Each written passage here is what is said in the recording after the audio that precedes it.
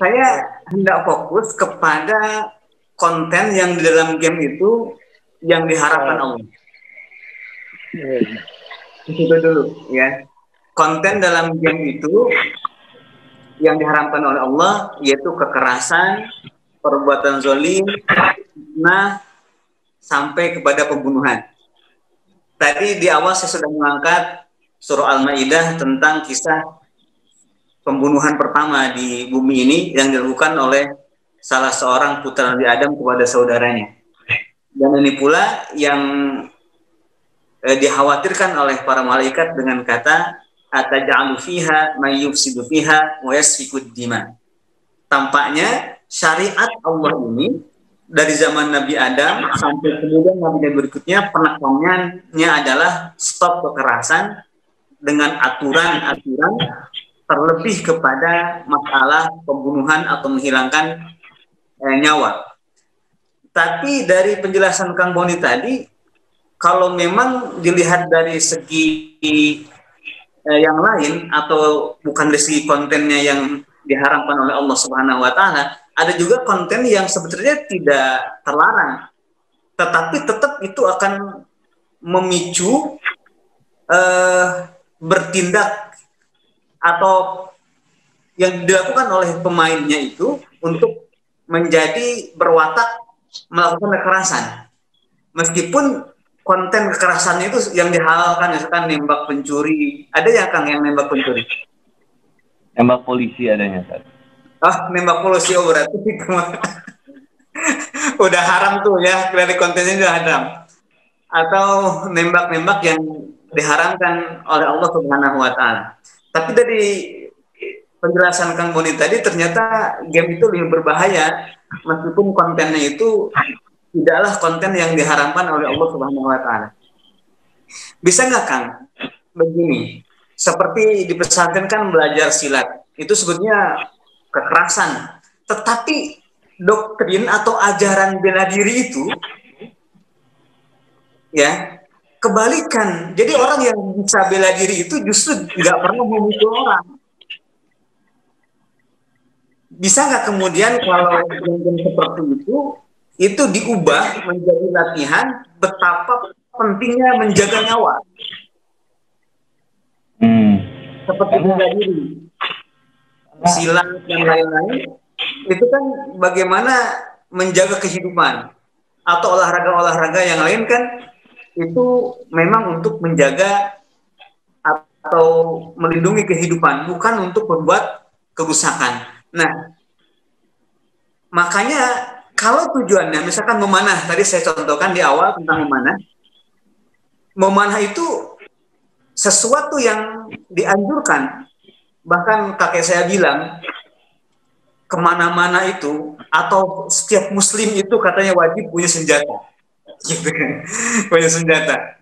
Itu bukan untuk berbuat kerusakan, tapi untuk melindungi diri. Paling tidak kemana-mana bawa tongkat. Makanya kakek saya itu meskipun belum terlalu tua, dari awal sudah kemana-mana bawa tongkat. Itu kita kan, ya. Itu bukan untuk kekerasan, tetapi untuk melindungi diri dan untuk menjaga kehidupan gitu. Nah, meskipun kemudian memanah itu baik contoh, tetapi kalau cara latihannya itu dengan cara yang diharamkan, maka itu tidaklah mendidik. Contohnya dari buku kakek saya itu menjadikan hewan sebagai bulan-bulanan anak panahnya, itu diharamkan. Ya. Jadi Kang Boni perlu deskripsi dulu bagi saya tentang konten-konten game yang diharamkan dan tidak diharamkan. Saya kurang bisa menangkap tadi, sehingga ayat apa yang bisa menjawab persoalan ini masih belum begitu pas ketika mengambil ayat. Jadi ingin dijawab. Coba saya potong dulu sebentar, Ustaz Deden. Tadi Kang Boni sudah menceritakan tentang games yang sekarang sedang booming, ya, yang isinya tentang pembunuhan dan kekerasan, berikut semua dampak-dampak psikologisnya, baik di tingkat individu maupun di tingkat sosial. Apa yang Ustadz Deden harapkan kepada Kang Boni, saya coba jembatani. Begini, pertama, bahwa di dalam Islam ada akhlak itu nomor satu. Bahkan dalam peperangan, ada akhlakul huruf. Ini nomor satu. Jadi apapun bentuk kekerasan dalam tanda kutip, bahkan dalam peperangan, dari latihan fighting dalam bela diri, latihan menggunakan alat-alat atau persenjataan bela diri, di dalam Islam itu dianjurkan, tetapi semua dalam ruang lingkup akhlak. Ini yang pertama. Yang kedua, bahwa itu semua kita harus pelajari, kita kuasai untuk satu hal, menghindari kezaliman. Menghindari kezaliman. Apakah orang lain yang berbuat zalim atau orang lain yang dizalimi? Unsur akhaka zaliman au mazluman. Jadi show of force kadang-kadang diperlukan untuk menghindari kezaliman. Misalnya latihan peperangan di perbatasan negara agar dilihat oleh tetangga supaya jangan berbuat zalim karena kita juga punya kekuatan. Pada dua hal ini, satu akhlak, yang kedua menghindari kezaliman.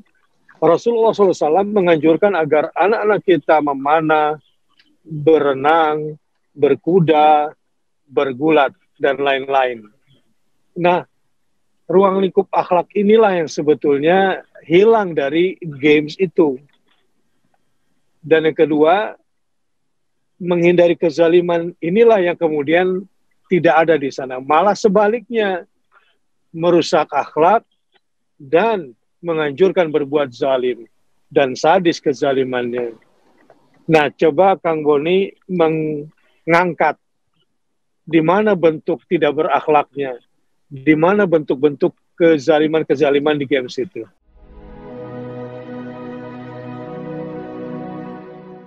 Masih terngiang musibah longsor yang terjadi di Kecamatan Sukajaya, Bogor.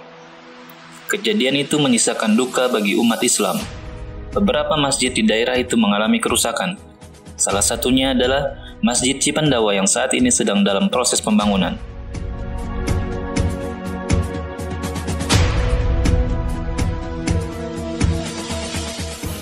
Dengan upaya doa dan kebaikan para muhsinin, alhamdulillah, tahap pembangunan Masjid Cipandawa Bogor sudah mencapai 25%.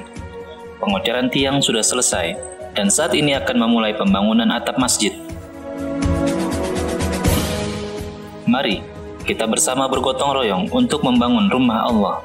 Semoga niat baik kita semua diridhoi Allah Subhanahu wa Ta'ala, serta dapat menjadi wasilah dan diampunkannya dosa serta dikabulkannya doa.